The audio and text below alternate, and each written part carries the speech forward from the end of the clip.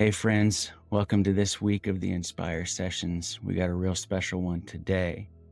I know many of you who follow me see that I wear this hat on just about every single video. It says Underdog Coffee here. And today we are talking to the Underdog Coffee himself, the Dog Father. He goes by many names in my book: J Hog, J Higglesworth, Dude, but most people know him as Jeffrey Hoagland. And he's one of my best friends, and I can't wait to have this conversation and share him with you guys. This week's sponsor is Joy Academy, which is my community. You can find Joy Academy in 2 locations. The free version is on Facebook. It's a Facebook group. So hop in there, get involved, learn about it, and decide if you want to move over to the paid version, which is on a platform called School. And on School, it's a course-based community. But the big important thing there is that we have a bi-weekly meeting, a Zoom call, where you can be face-to-face with me and some other founders of Joy Academy. And it's a great community. We lift each other up. We're there for each other when we're having a hard moment or going through a tough season, and we celebrate each other's wins. So I would love to see you over there. If you want to learn more, go to my website, which is benfisherinspires.com. All right, with that being said, let's hop into it. Jay Higglesworth, what's up, dude? How are you, been jamming? I'm good. Does your wife have you down in the dungeon, or what's going Put on there? myself down in the dungeon, man. The kids are still asleep, and I mean, it doesn't feel like the best lighting. The furnace is going. No, it looks good. Okay. It looks good. Okay, man. Yeah. As long as I can see your face, Okay. I think it's good. And it's good that you're down there, because I know that you are next to all your coffee where you do all your shipping. And just before you logged on here, I was telling everybody about, we are talking to the man, the myth, the legend, the Dog Father. How are you this morning? I'm good, dude. This is different. It's 7:30 in the morning. I don't know if I could ever do this with any other podcast guest, Okay. but this the is time we typical usually- for me and you. This is the time we usually talk every week, right? Yeah, yeah. So a lot of times, like on my videos on Facebook, I'll mention like I talked with a friend the other day, or I talked with a friend yesterday, and just so everybody knows, like, this is the friend that I was talking to, and it's always when he's on his way to work, just early in the morning, because he knows I'm a morning person, so I'm up. So we've just kind of have this routine of, once a week, maybe once every other week, depends on how busy our week's going. We hop on the call, and I always say on those calls, like, man, I wish we were recording this. Right. Such an epic conversation. There's some good nuggets. I don't know if we'll be able to pull any good nuggets out today, but I'm hopeful that we can. So we'll see what happens. I don't have very many friends, to be honest with you. I know a lot of people, Right. and a lot of people know me, but I don't have a lot of people I consider. Maybe, I can count them on my hand, Yeah. people that I could call and just tell my deepest, darkest secrets to, just like vent to. And you're on top of that list. So that regular thing we got going on is important to me. So I'm appreciative Man, of you being that person. yeah, it's really something to be grateful for. I think just the ability to feel safe in someone's Yeah. presence, right? And I think a relationship like ours makes me think of all of the little tiny things that are inside of relationships that might make you feel unsafe in a moment. Yeah. And I don't know what it Yeah. is about our relationship that transcends all of the little things that take away the feeling of safety. Well, I bet you I do know. Love is why. Dude, It love it. right? Oh, I guess that's the thing that transcends everything. It's a love and a mutual respect. I love you, dude. I'm sure we say some wacky stuff sometimes that to other people, like, what? You have this way of making me, like, I don't want to say look or feel dumb, but like, I'm vulnerable with you. So sometimes I say some things where I get off the phone, I'm like, huh. Like I wish I would have said that differently, but I said it the way I said it because I felt safe Right, with you right. in that moment. whether we're talking about relationship stuff with our wives, and I may say something, and as I'm saying it, I'm like, do I really believe this? And like, you'll ask questions that pull the truth out of the moment. And then it really makes me think. I've had more conversations with you that just make me think differently than I've had with anybody. And at the end of every conversation, with your point, like, it always ends with an I love you, dude. Yeah. It's a good thing we got going on, Mhm. man. Definitely a good. So I appreciate you being here, being a podcast guest Oh, with me. I think we'll need to do this on a regular basis. well, Because I when I think it'll think be about fun. it, Ben, this is how our relationship started.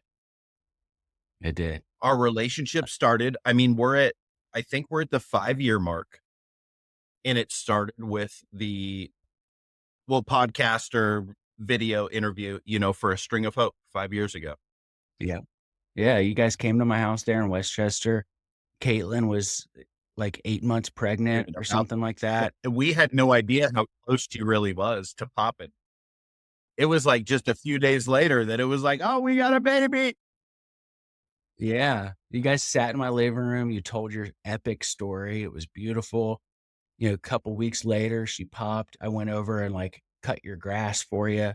Dude, You didn't let me cut your grass for you alone, though. You had to come over and keep an eye on me. You didn't trust me enough just yet. like, "Who is I think this it was dude? more I like just you met needed to this get dude." or I just met this dude. Why is he offering to come cut my grass? I needed it. I knew we were gonna be friends, man. Yeah. Like, I just knew it.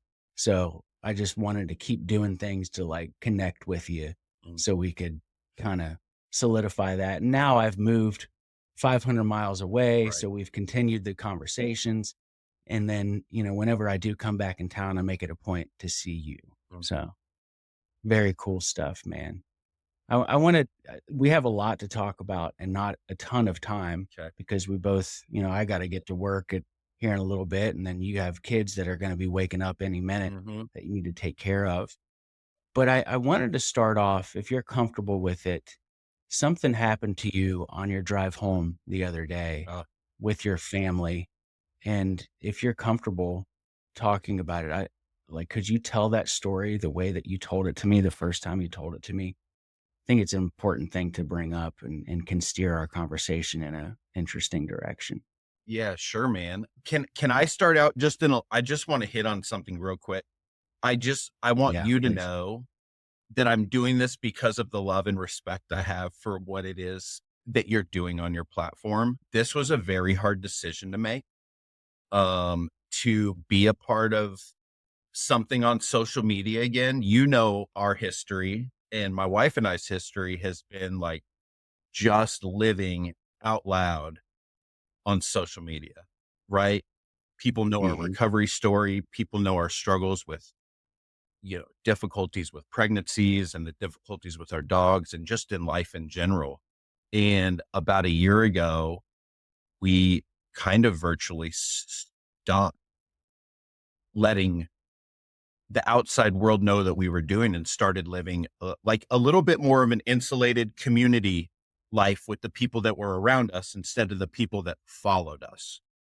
And it's been a bit of a journey away from what it is that this is.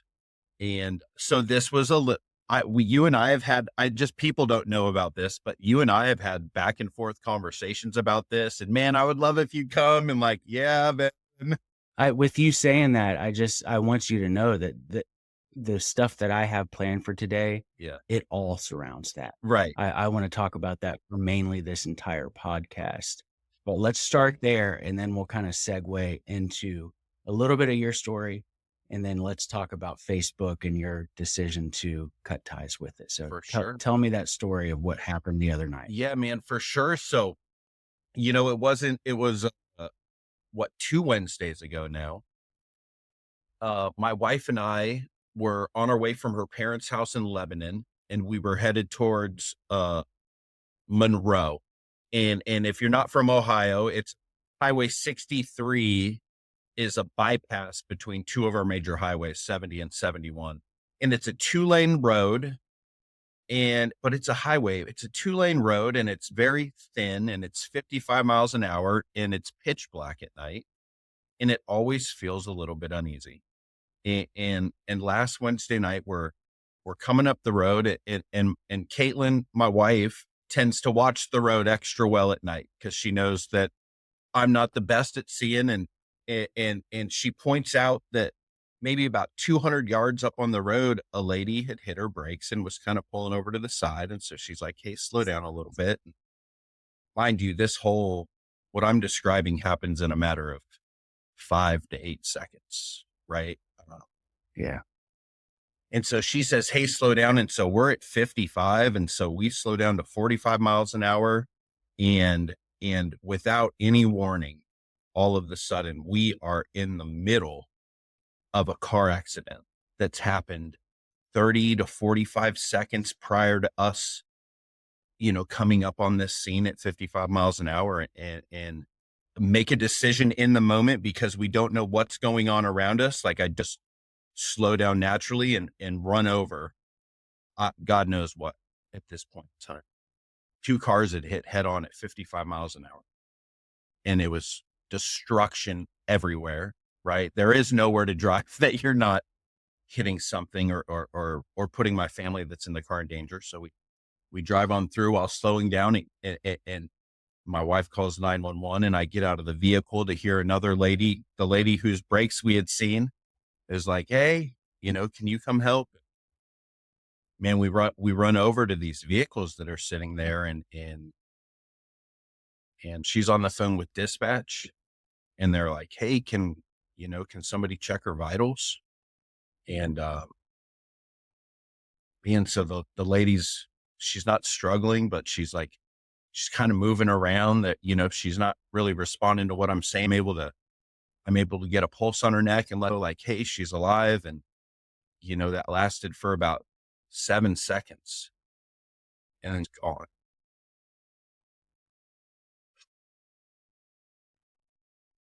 Yeah, man. I've seen, my story, where I've come from and the amount of drugs I've put into my body and scary situations and jail time, all of these different things. And one thing that was just not on my list of experiences was being the only person to be with somebody when they Yeah. passed. And man, I'll tell you what, I don't know if it was shock or like there was an, an intimate side of like knowing her name and her story that was missing that night that I found her. But that next morning, I checked the news, and then I went to her Facebook, and I was able to see this young lady, 33 years old, mother of six, wife, a bonus mom to four other children, uh, with life in her eyes, you know? Yeah. And gosh, man, it just has really affected me. No. Saddening, And that's why, you know? yeah. Yeah. That's Sad. why I wanted to bring this up first, Yeah, because there's a couple aspects of this that loosely segue into what I want to talk about. And I'm sorry to get you so it's emotional good. this early in the morning, man. I appreciate you kind of opening up and being willing to speak about this.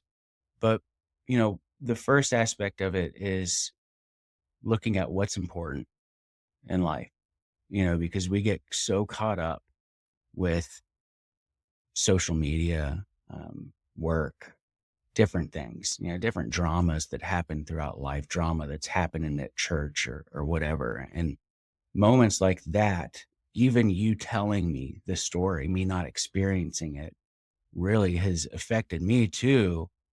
And just thinking about what's important in life, right? And that's one aspect of it. And the other aspect of it is the fact that you haven't been on social media. Your wife hasn't been on social media. You have this huge following and you used to be active every single day. I haven't seen anything. And one of the only things I've seen from you was recently, and it's where you posted, I think it was a GoFundMe or something for the family of this woman. Mhm. Um, so that was enough to just to bring you back to put something out there. Mhm. And, I'm assuming that you'll kind of go back to your normal way of living, kind of away from Facebook.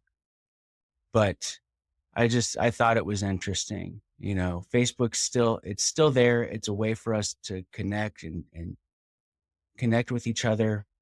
And it's just kind of this interesting circle Mhm. that I'm seeing. So thank you for opening up about that. Mhm. And I know that I believe you called her husband We or were somebody in her family. Yeah, we were able to have a conversation. It ended up being just a conversation over text, but, I really struggled with that. Yeah, I felt like, there's so many imaginary constraints we put on things, whether it's the right time or the right message or how does he feel yeah, right now? And really, like what I got to after a number of days is I just felt burdened with this information yeah, that somebody else's loved one had someone that was praying for them, that somebody was with mm, them that cared, that yeah. individual wasn't struggling, that she passed peacefully. That felt like such a burden to have that information and for the family to be left wondering. They don't even Yeah. know, right? At this point, 2 cars involved, no eyewitnesses. They're gonna be waiting weeks, maybe months for what really happened, right? To s Yeah. so to hold, like, a piece of information that could unlock some man, just if it could help them not feel tormented.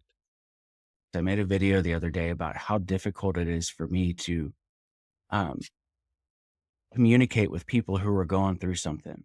Mm, And I think that's a common thing with people. You don't know what to say. Like when somebody's lost a loved one abruptly or even at all, like how do you how do you start a conversation? What do you do? And really what it came down to for me was, saying nothing is worse than just being there for them. I've been guilty of avoiding people because I don't want to make things worse mhm, on them. I don't want to say the wrong thing. And I think that's what you were struggling with too, is like you wanted to communicate to this dude like she wasn't alone. She wasn't she looked like she was in peace. She wasn't in pain. mhm.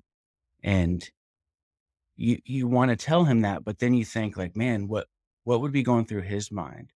Would he be thinking like, I should have been the one that was there? Or maybe like it was supposed to be him who was taking somebody somewhere and should have been on the way back. And like maybe he has some sort of guilt around that. You just don't know. Mhm. But the point is like ignoring people isn't the right solution. Maybe not saying something specifically is okay, but just being there for somebody. And I Sure. think you sending that text was you being there Yeah. for him. And even if it may have hurt in the moment and caused him pain and tears, I think down the road, he's going to look back and be like, man, I'm really thankful for that guy that sent me a text. Yeah. Hope, Now it gives me comfort right? to That's the know, hope, right? you know, yeah, When I think a lot of times I think about my own struggles, like if a friend comes and like, man, I'm really struggling in this area. I think that's where I kind of relate more to what you're talking about. Because too often I think that I have all the answers and I can just share this wisdom or that's really hard for me just to like, I just start giving advice. Right. And a lot of times what friends need is just an ear. Right. yeah, A lot of times yeah, all my wife needs is just the opportunity to tell me about her day, not to hear yeah, my solution. Right. About the part of her day that I feel in all of my grandness and full of pride and ego think that I could solve, Hey, shameless plug. I mean, if anybody goes to yeah, the website right now, there's virtually no coffee on the shelf right now. 4-year-old and 2-year-old, and life gets a little bit busy, but if you're there, it'll be there soon. yeah. Just to make sense of that, Jeffrey does own a coffee company called Underdog Coffee. And if you guys want to check that out, Jeffrey, tell them I believe it's underdogcoffeelife.com. Underdogcoffeelife.com. Dude, Yes, sir. nailed it. I had that memorized. You got I'm it. such a good friend, bro. Right. Huh. Sorry to sidetrack that. No, I mean, it I needed happens. a drink and We're both unmedicated mental health you ADHD know? basket cases. I love that. We're just Yeah, raw that's dog. for sure. We're just raw dogging life. Yeah, Why we my gotta do it together. We'd raw be dog. absolutely insane without each other, man. Oh my God, raw dog in life with ADHD. Yeah. So I want to segue out of that a little bit, and I want to get your story in like a 1 minute nutshell because I want you to bring me to what brought you and Caitlin to the Facebook celebrity status. What got you to that point? But I want you to start with, what happened to you to cause you to spiral out of control, Mm, kind of touch on that, mhm.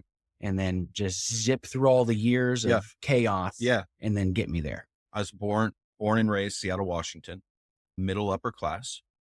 We grew up in the one true church, the A Cappella Church of Christ.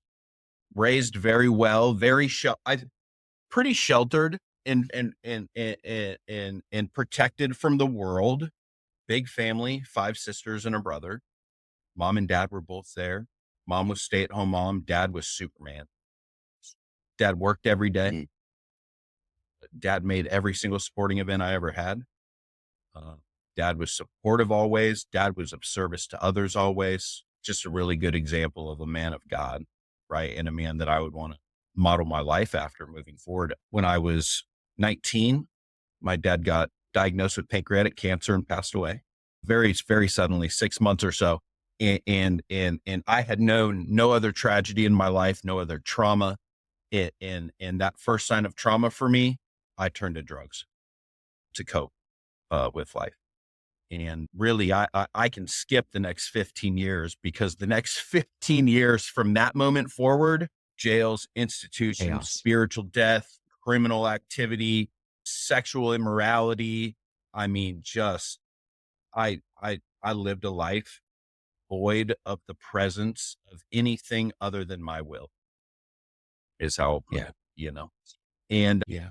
my career as a drug addict and a criminal was intervened on by the Washington State Department of Corrections, and I was given a second chance at a life outside of prison, and I took full advantage of it.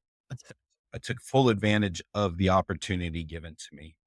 There's nothing in my life today,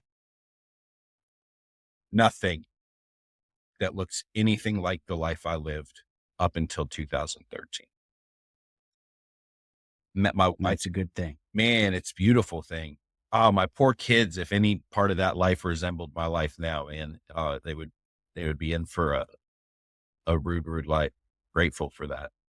Yeah. Man, so I met Caitlin in 2000 in the rooms of 12-step fellowship. And gosh, man, we really there's a lot more to this story. You know that, but we hit it off Yeah. well. We're very good friends for a period of time and kind of like there wasn't anything romantic, but we were really cool friends. And her mom asked her if she would invite me to her sister's wedding.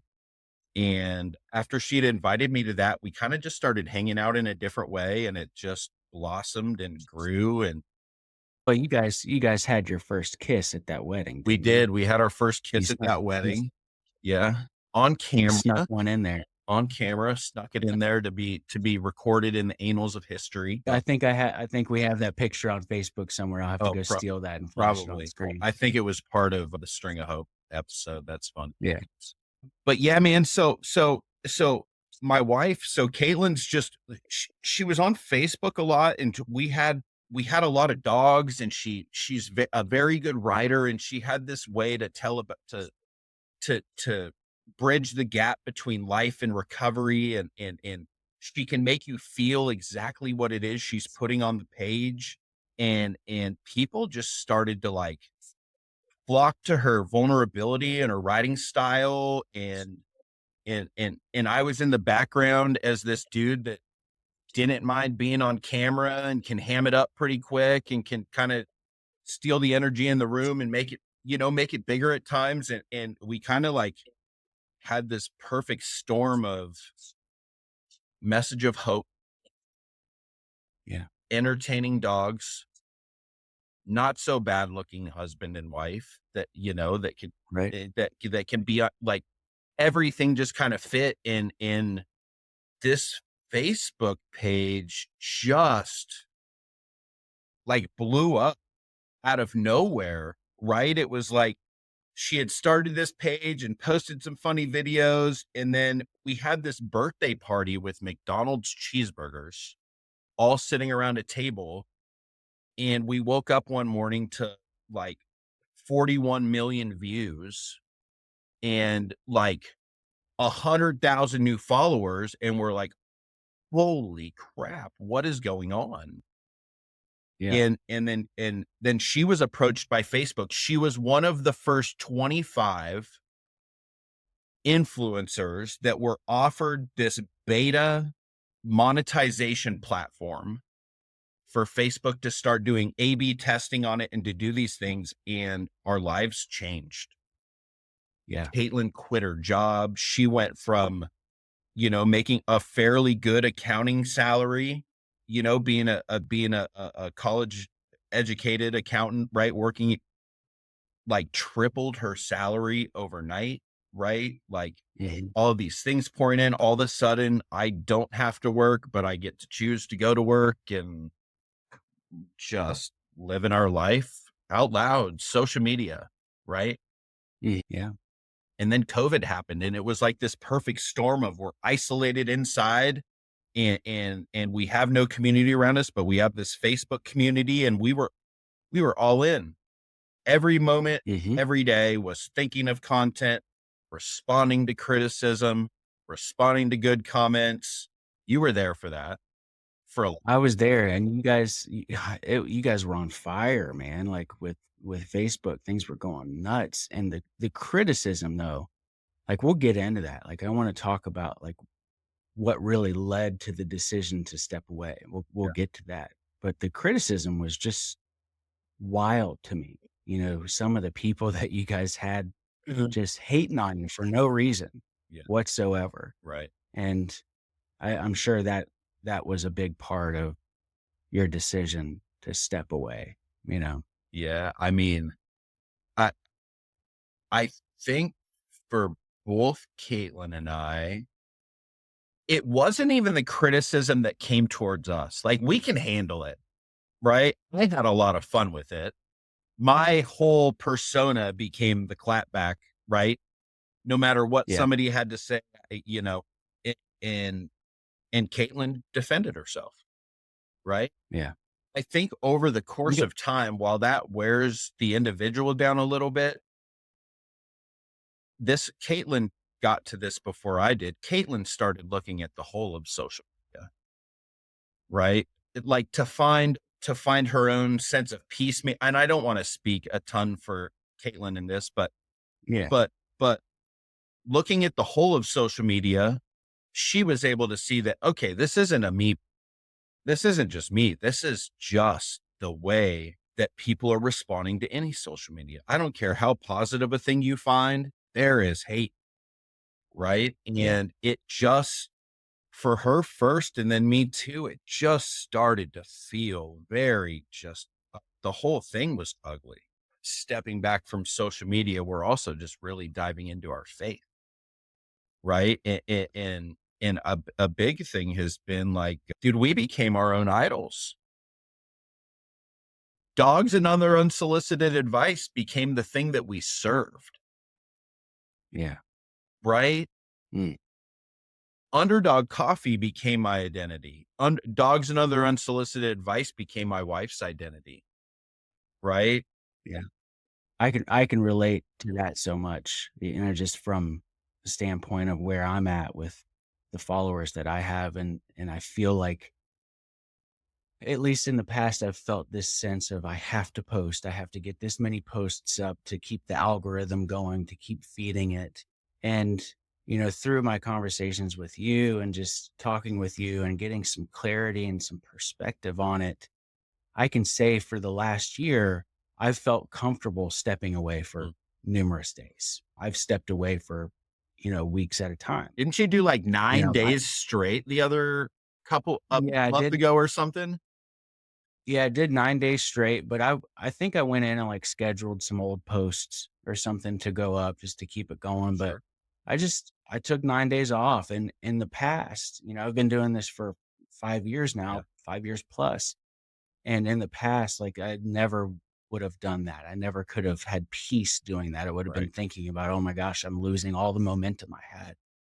But, through your perspective, through the lens of what you're going through, I was able to say, "Okay, you know what? Maybe this will be healthy for me to do this because it's caused a lot of anxiety in me." And Yeah, I through those 9 days, I felt a change. yeah, I was less depressed. I felt less anxious about things. So, I've gained a lot of clarity through that and knowing, like, hey, if I need to step away, I can step away. It's no big deal. I'll come back and maybe I'll get less views on a post, but who cares? You know what I mean? If a video is good enough and you have an idea, because that's another thing of it. It's like I felt like I needed to post every single day, and some of my videos and content, I would look back and be like, that was just okay. That thought was okay because it was forced, mhm, right? So now it's coming from a place of I really have a strong feeling and a thought, and I'm going to put a lot into it, and the videos will come out better sure. because there's not this stress of just having to produce all the time. Right, right. So I'm interested. Was there an exact moment where you knew it was time to step away? I know speaking with you, like Caitlin kind of just started to fizzle out, and then you were trying to hold on to it a little bit. And it seemed like it kinda just eventually fizzled out, but it seemed like also there was a point where you guys just said, "Nope, we're done, and we're not coming back." You What was that exact moment? you know, I don't know that I could tell you the exact moment, and I haven't had my exact moment yet where I'm like, "I'm done," right? I still have it on my phone. I still check it. I'm just Yeah, uninvolved with it, right? I'm yeah, kinda like just a creep in the background at this point, you know? I want everybody to feel equal, so I don't like anything or comment on anything, right? I just leave it all in the ether, and it bothers me that I'll tell you one of my struggles right now, it bothers me that I have an unwillingness to deactivate my account and delete Facebook because yeah, I'm committed to not being an overly active or active participant. I really believe that it is ruining our children's lives. It is it yeah, is it is it is putting a barrier in authentic community relationships. I think it's putting a barrier between husbands and wives. I think it's putting a yeah, barrier between children and their parents, right? It's teaching our children at yeah, such a young age to keep up with trends and the Joneses and I still can't deactivate my account and delete it. Believe everything that just came out of my mouth. So I as we started having children, when Eliana came, the page blew up even more because now there's just this magnificent daughter and she's adorable. And the people that weren't going to have kids and we're all about their dogs. Now there's a baby and a furless puppy, and it kind of blew up. And so Caitlin started a page for Eliana. We added it into our will. We wanted it to be something, it was with the best intention in the world. We wanted yeah, it to be something that could be built and handed on as a business. And when the criticism started rolling in for the way we were parents or about our kid versus dogs, her mind started to change very quickly. it hit different. It hit Yeah, different, hit mm, different.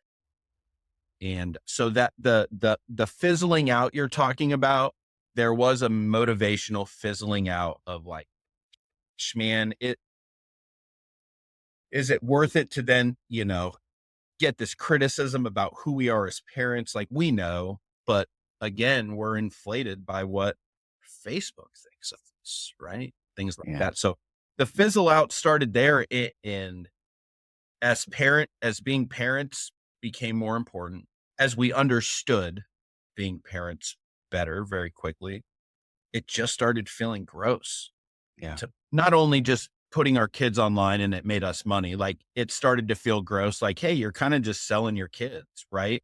But there was a bigger, I think there was a bigger, I'm going to say it was a bigger part, man, that every single thing we did, the thought process of how could this be good content was there. Yeah.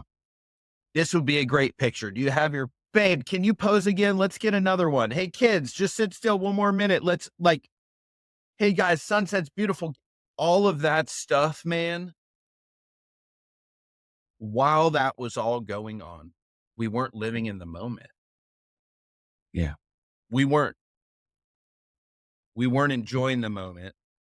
We were enjoying the idea of what the moment could be for someone else down the line and what music to put behind it and which music's going to get the best attraction. And we want the engagement to be high. We haven't had a good video in a while. So we want this video, all of that crap, man. And we couldn't figure out how raising a family the way we wanted to raise a family and being content creators, influencers, whatever you want to call it, how those things could line up. And we really both reached a point, I've struggled with the identity of, my work being my identity, underdog being my identity, dogs and other unsolicited advice being my identity. And my wife was struggling with just her Facebook persona being her identity, right?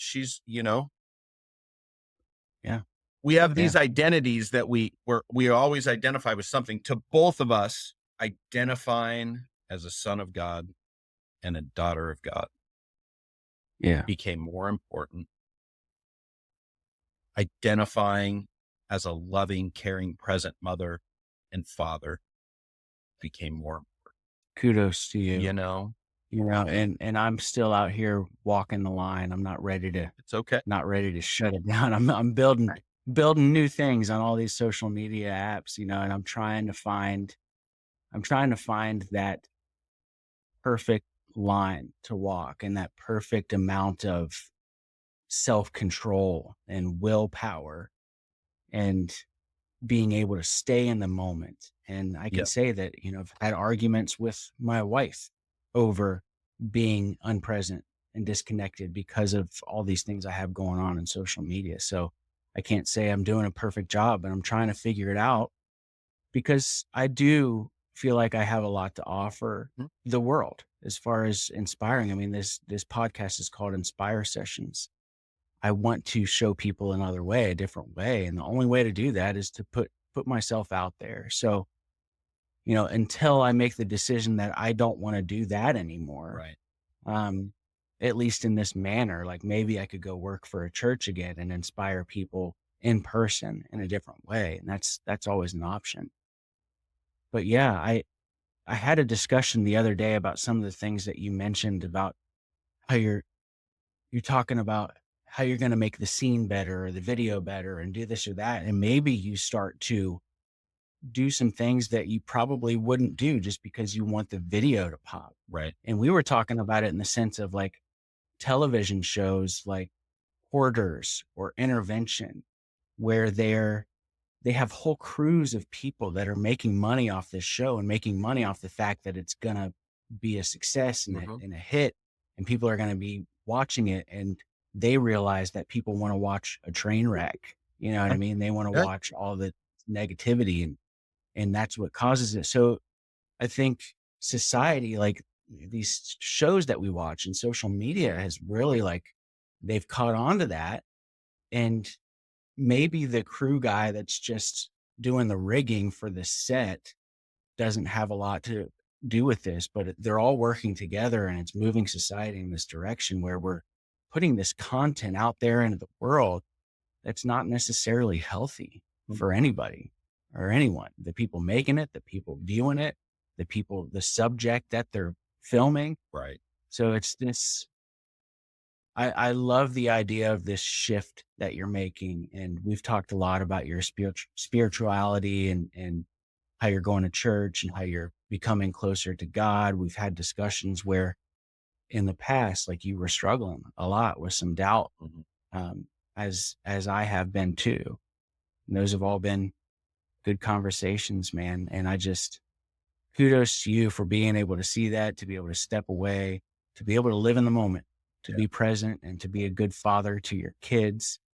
And I want to give this perspective to everybody here listening, Yeah. right? And I got a whole list of questions here that I want to guide you through to eventually help get to a point where if somebody is on the fence of like, do I need to put this down or do I not? Like, how do I do it? I want to be vulnerable with you for a second and tell you that a lot of times when our conversations, well, let's be honest, every single conversation we have, social media is brought up, right? It's your job. Yeah. It's your job. It's Yeah. got, right. And but a lot of times when we get off the phone, I feel like I hope that when we get off the phone and we have two very different views of social media right now, you know that you're not judged, right? That I really think that what you do is good. I really think that there is a way for anybody that would want to. I think Caitlin and I, we just didn't want to put in the effort anymore to try to make our two worlds mesh, right? Yeah. We wanted to just live, right? And I think there's a way, and there's going to be people that figure it out, and you're probably one of them that's going to be able to do this and be present and like, because we can do all the things. We Yeah. can if we want, and if you want it, right? I hope that I hope that we never get off the phone, and the message that's been put across is like Ben's doing it wrong, or you shouldn't be doing it, Ben. You know what I mean? Because No. I know that when I get in the middle of my things, I can be pretty strong about the way that I, feel about it. No, I've never felt that way at all. I think we're close enough, man, to where if that ever happens, like we can talk about it right on the spot. You know, if you You can ever just say anything to me that makes me feel a certain way, I'll just tell you to shut up, you just dude. call me a jerk. Shut up, you jerk. Shut up, jerk. So how did your relationships change after you did decide to kind of step back? How have your relationships changed with Caitlin, with your kids? And I know that you've been going to church and you've been forming new relationships. How did those change? Here's how those relationships were affected before those relationships changed. Caitlin was my only person outside, right? I had I've got a best friend that I work with that also and but there was only a couple people in my life, in my community, and Caitlin really took the brunt of like she was my friend and she was my wife and she was my confidant and she was who I vented to, and then she was who I cried to, right? And she had to fill like all of these roles because I wasn't putting any time into insulating and building a community of dudes around me. And I think that's one of the things that social media does to us is it like I'm getting input from all of these different people. And no matter what I post, the people that matter are posting, looks great, guys. Oh, love you guys. Keep doing it. We support you. Oh, that message was amazing. Right. And like, as this overinflated vision of self happened, there's no need for people. I don't need anybody. I know how I feel about me. I got all these people around me telling me great things that have never met me. Very important people. I'm still close to a lot of them, today in my life. But all of that put a lot of pressure on Caitlin to be everything for me. And Mm, as we pulled away from it's a community, it's a synthetic community, but I think it's a community nonetheless, right? I think there's a yeah. lot of positives that are possible and do come, and people's lives are saved by social media, right? There's a lot of good that's happened. Um, I was able to, with stepping away, was able to start putting the time that social media was taking for both Caitlin and I into some other areas of our life. Um, and through that, Caitlin and my kids like those relationships started to change. What are some of those things? Where are you putting your time with Yes. Caitlin now? So, I was going through like probably one of the using was a very dark spiritual time, but you kind of just didn't think about it, right? I didn't Yeah. think about God. I thought about dope and women. That was it, right? And then past that, just this very deep, dark period of time for me. Like, well, I would almost call myself an enemy of Christ, man. I was watching everything that spoke against it. I was really feeling like I believe that there's a God. I believe in this higher power, but this Jesus dude and this whole, I mean, it all felt wishy washy all of a sudden, right? Just a major event in life with, with something spiritual and somebody in my life. And it just felt like none of this is real. And I bought into none of this is real quick. Right. And as that's going on, there's only one thing I know how to do with raising a family. And it's because it's the way I was raised. You go to church on Sundays. And no matter how I felt about God, no matter how I felt about the Bible or the story or the fiction or it was all just mixed up in my mind. I knew that going to church was a good place for my kids to meet Yeah. friends, for us to meet people that are probably like minded. There's people there that doubt and that feel the same way I did, right? And man, I'll tell you that now I see that that was an act of faithfulness, I think, on my part.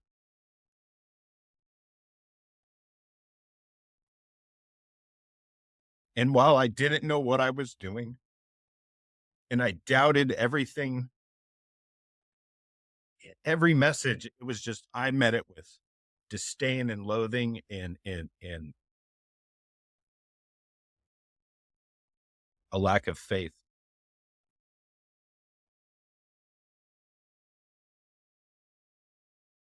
The way that we feel about our lives is completely changed with my decision to just lead my family, whether I believed it or not, to do that one thing every week. I can't help but do this with people. Like I just, bleh, right? That's something that, you know, the 12 steps gave us, like being a part of group things. I do it at work. I do it with people that I meet. I met a lady on an airplane yesterday. We talked almost the whole time, man, and we know each other's life stories. It just happens. And it just happened with dudes that I was meeting. And the only people I was attracting into my life were people that felt the same way I used to feel. And I wasn't feeling that way anymore. And the people I was meeting that were in my life, man, I was met with like, because I'm telling them, I don't believe what I used to believe. I don't believe in the Jesus you believe in. And they're like, we love you anyways, and it's okay. Yeah. And the Bible is filled with great men that doubted God and had a lack of faith, right? And God was still use those gentlemen and the women in ways. Started meeting men, and my wife started meeting women, and like life just started to change when there were more real people around us. And man, so this church has this marriage. I'm going through it, man. I'm not believing, right? But I'm still going to church. And the church that we go to, man, it's got this marriage ministry. And even without this marriage ministry that my wife and I are now part of, like I'm very confident that the two things I'm best in life is being a husband and being a dad. And that's because of the influence of my father and having that example. I'm sure you can relate to that, right? Mark Yeah. is an amazing man. I can relate to this so much. And I feel like since I've known you, you and Caitlin, I feel like I've been like on a journey that's slightly behind yours for whatever reason. And not like behind in the sense of like I'm behind, but like I'm living a similar path to you, just on a different timeline. Yeah. if that makes Yeah. sense, because you guys were, monetized on Facebook long before I ever saw anything like that. And then finally it came around for me and like we were able to talk about that. You guys were like trying to help me to get to that point, and I'm so thankful that you did. There was a lot of struggle and strife through all of Oh, that, if you man. remember. And so, like, I was kind of behind you on that on a different timeline. And then with where you were at, like our conversations about the doubt that you had, and I was in the same boat with the doubt that I'm having. And now here we are in South Carolina. We don't know anybody. We just moved down here on a whim. Don't know anybody. And our kids are like sitting at home with nothing to do certain nights. We were getting them into extracurriculars, but there's no kids on this street, so we're like, what are we gonna do? Like, things were getting a little bit tense here at home, not gonna lie. You know that. I've talked Mhm. to you a few times about some of the things going on. But I just decided one day, like, we gotta go to church. We gotta go to church. And this was a couple months back, and we've gone, just about every week since I made that decision. And we've met so many people. Mhm. Um, our kids have made new friends, like, we've been invited to birthday parties and stuff like that, and there's still the doubt. I still struggle with a lot of the messages coming Mhm. from the stage, and I've just realized that that's okay, that's part of it. And I look around at the crowd and I realize that, you know, a lot of people in here are probably in the same exact boat, and that's why they're there, Mhm. right? They're trying to get answers. Mhm. But the community Mm. and just putting ourselves out there has been so important. And I haven't gotten into any like small groups just yet. I'm still just, dipping my toes in the water a little bit, Yeah. but I can see that happening and see that coming along and making friends through that. And again, I'm just a little bit behind on the timeline, just following in your footsteps, it seems like Yeah. sometimes. So it's cool to like get the perspective of you going through that and then me having that lens to like kind of look through it as I'm following through that. So Right. very, very cool stuff, man. And I'm so glad that right after COVID was a tough time. I wouldn't say after, but like, after like the lockdowns and all of that was a Mhm. really tough, weird time for you. And we had a lot of conversations about just mental health Mhm. and anxiety and where we've been. And I feel a lot of that being lifted from you with where you're at. Mhm. So whether or not you're dealing with doubt still or anything of that nature, it's a healthy thing what you're doing. Yeah. And I can tell you that I'm starting to feel much better about our presence here in South Carolina and feeling less alone in that. And it's a cool thing, man. It's a cool Right. thing. And it's the ebb and flow of life. There's going to be other valleys that we go Oh, through. man. Will there? Yeah. Will there ever? Yeah, man, that p I'm the post-COVID time has been weird, right? It's like, without COVID, right, we're like some of the first generations in the history of the world that raised families in a house by ourselves, right? That Yeah. don't, like, have whole families living the we're like one of the only countries. I mean, there's still Mm. that's how people live, right? And then, you know, social media's kinda encroached upon that a little bit, and then COVID happened, and it was like, you can't be around anybody.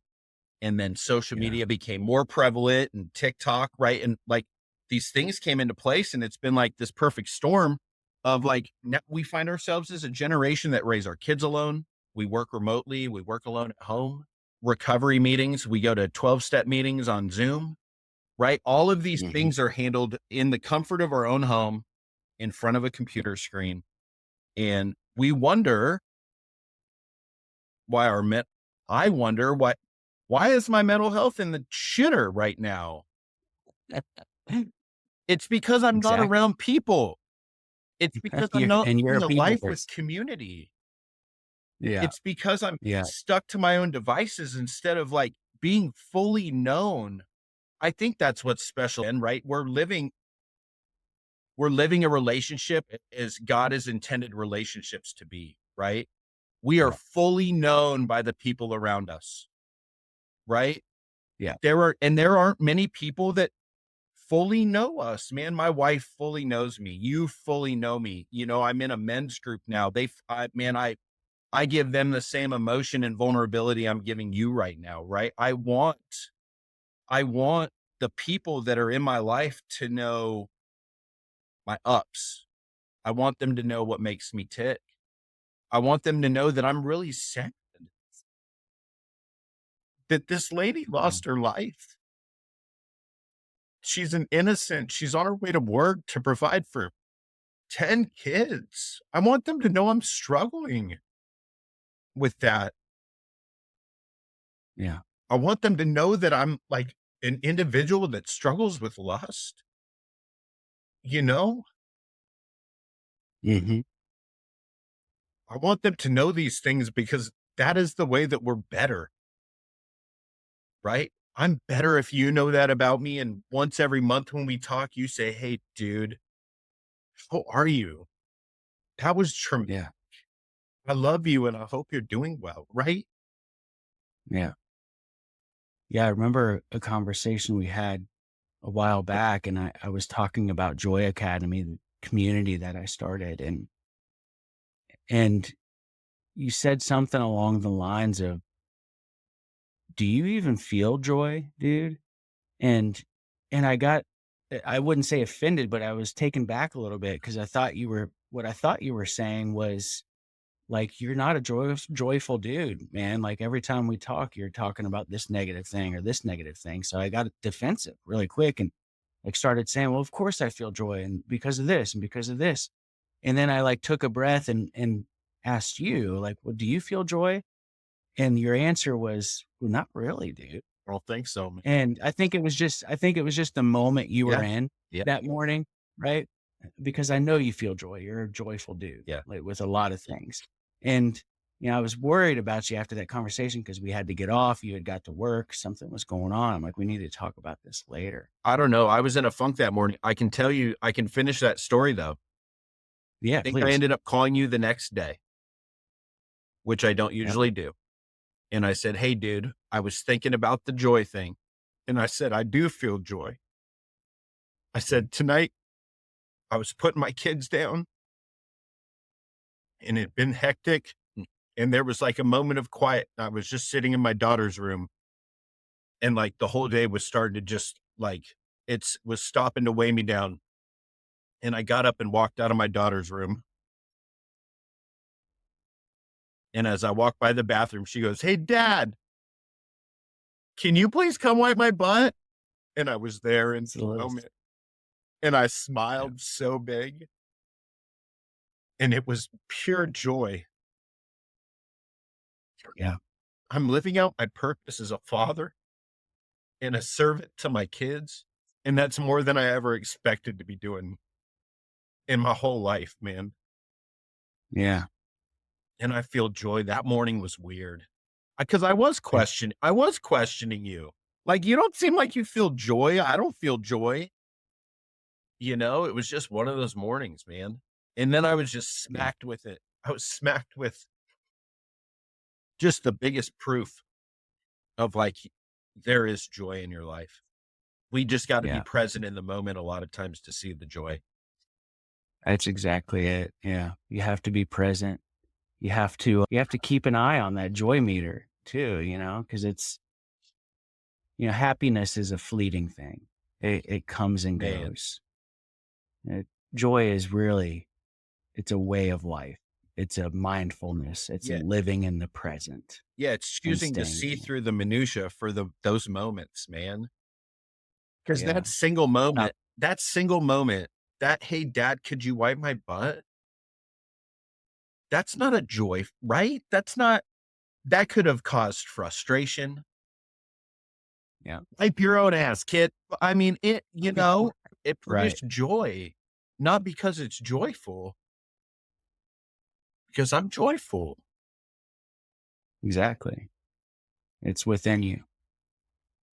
Kind of how I want to close it out is to give back in a way. And if anybody is on the fence of struggling with being addicted to social media or feeling like they have to keep up with the Joneses or feel like they have to continue to post because they have this momentum or this or that, whatever it is on social media. Um, what advice would you give to someone who wants to quit, who feels stuck? Either it's financially, emotionally, out of fear of losing their audience. What's the first step that you think someone can take to just set it aside? Gosh, that's a hard one, man, because I feel like that first step is grueling, right? The first step is like it's like that first surrender of saying I'm an addict or I'm an alcoholic, Yeah. right? And choosing to start the battle. That's hard, scary, right? And it's weird to think of social media in the same way, but I believe it's as damage it can be. It can be. It can be healthy. It's right. I believe all the good things about it. I've just seen the other sides as well, right? I'm going to give a shameless plug real quick. So, because I'm that guy. Yeah, do it. It's the first chapter in the book, and the first step in 12 steps is you have to admit there's a problem. Right. There you go. I always say there's, to fix any problem, that's a mandatory. Like there's 9 Sure. steps in that book. There's 12 steps in the 12 steps of Alcoholics Anonymous. Many people would say that all 12 steps are mandatory, Yeah. but I would say number 1 is mandatory. Yeah. You can't fix any problem Right. until you admit it's a problem. Right. Right. So So I think like that's awesome that you say that. yeah, so like admitting that there's something up, but beyond that, it took a really deep look, an honest look at what is this bringing into our lives? Right? Because without the deep look, it's bringing popularity, it's bringing money, it's bringing validation, like it's just bringing the things that we desire as a human that we're told like these are the things that make you successful. And they're good. We need them. I get those same things in my job, you know, but it's work. So we don't feel like I don't feel this like overwhelming need to make that every facet of my life like social media did without us even realizing it, you know? So that Yeah. deep, dude, that deep, honest look at going, okay, is it like, sure, it validates me, but what is it taking the place of? For us, the validation that social media gave took all of the rest of it away. The relationship with a loving and caring higher power that we came to know in Narcotics Anonymous, gone, right? Mhm. Any relationship with who we now believe, right, to be our personal Lord and Savior, not present. Relationships in our lives, not present. All of it came from it. And part of our issue with social media might just be that same thing that made our ability to deal with drugs and alcohol non-existent too, right? It could just that all or nothing, like we go all in. So yeah, man, it's just to circle all the way back, dude. Like the first step, man, is that admitting like this might be an issue in my life, but then that really honest look, like, what does this do? How how does social media and my phone being in my hand all the time affect my life? Yeah. Is every family event that I'm at, I'm here while they're there? Mm. Is there more of this than that? You know, for me, I just started paying attention as I started taking things out and doing things less and less. I just man, one of the funnest things during a week is seeing on Sunday when that screen time report comes up, right? It's like, was I less this week? Like I try to get less and less every week, right? Yeah. Less and less Yeah. hours per day that, you know, I stopped looking at that because the first few times I looked at it when I was really in the throes of it and really just ugh, it makes you feel sick, publishing all doesn't the it? time. Yeah, I saw it and I'm like, there's no way. Yeah. There's absolutely no way I've spent that much time on this app. and that 10, was 11 hours a day or something like that. something like 8, I'm embarrassed to say, up into those numbers you were talking about on any given Yeah. month or week or whatever you were looking, but that's just and the thing is, the way that I justify it and justified it is I do work from home and I work remotely, and I do a lot of work on my phone. Yeah. And I consider my social media, even though it's a hobby and it's not necessarily bringing me an income to provide for my family, I consider it work. You know, it is my job. I own a media business and that's what I do. I create content. So it's my job. And it's like you go to your job for 8 hours a day. So that's how I would justify it. But it's Right. also like it's just a gross thing to look at. You Yeah. know what I mean? I'm glad to hear because I haven't told that to anybody. I haven't even like told my wife, like, hey, my screen time is averaged at 8 hours a day. Like she might listen to this podcast all the way through and figure this out. But I've kept that from her because she would just be like, I told you you're on it too Right. much. Right. Hey, I would challenge you at that point, right? Because other people, they don't realize how high theirs are. What's yours at, babe? Let's compare. Yeah. Don't start a Oh, dude. Yeah. just you. The problem is we would compare and hers would be like an hour and a half. And I'd be like, God bless America. Dang it.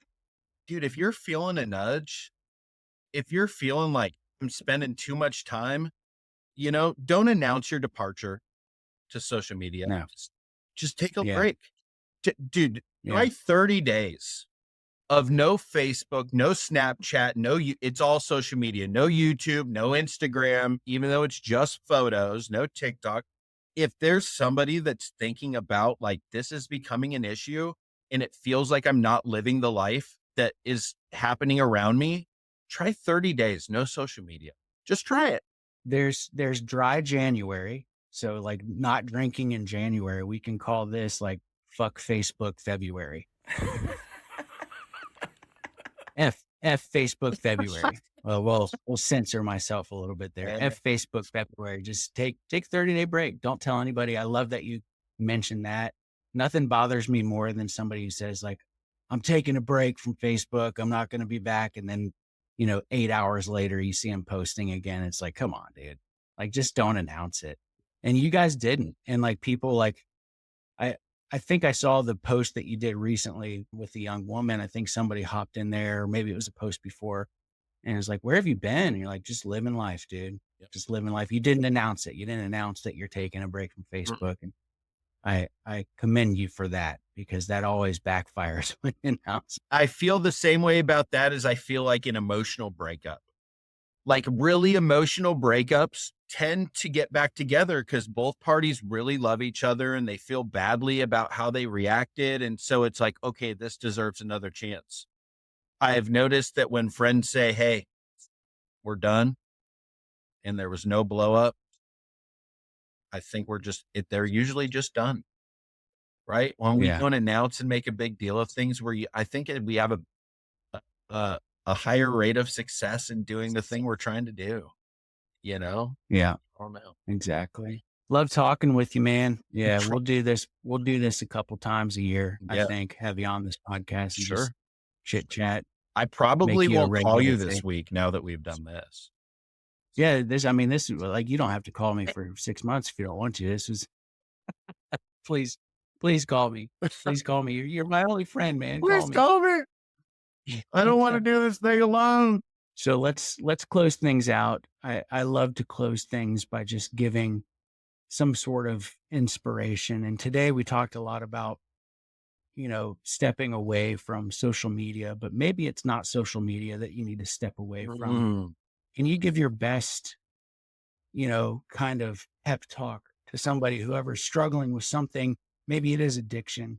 Maybe it's some sort of mental health issue that they're afraid to admit to get help with. Maybe it is social media addiction or screen addiction, or they're right. playing Candy Crush. Who knows what it is? Give me, give me your best 30 second to a minute. Like, you can do this. You got what it takes. Yeah, man, I think the most important thing in that for me that I began to realize in my life is that if I'm not changing it, if I know that something needs to change and I'm not changing it, I'm choosing it.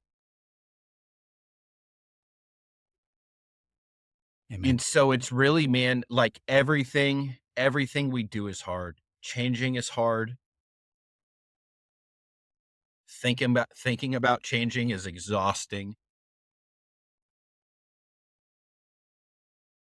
If I don't change it, I choose it, right? So really here's what it comes down to for me. I need to choose my heart because staying the way that I am in addiction, staying the way that I am in infidelity, staying the way that I am on social media is hard. And it's going to cause me pain in my relationships. It's going to cause me pain in the way that I know I should be able to show up versus how I am showing up. So you got to choose your heart. It's going to be hard to stay where you're at. And there is pain in growth. There is pain in change. There are hardships and transitions. But if I'm going to choose my heart, I'm going to choose the heart that moves me forward and not the heart that keeps me right where I'm at. Amen, I brother. think I that's appreciate it. what I got, dude. I think it's beautiful. Again, I appreciate you showing up, and just to kind of echo what you said, don't look at the whole staircase, Mm, look at the first step. yeah. Look at the first step and just make that first right move. That's all you got to do. If you look at everything, if you look at the big picture of like how your life's going to change or how hard it's going to be, you're never going to do it because it's going to be too overwhelming.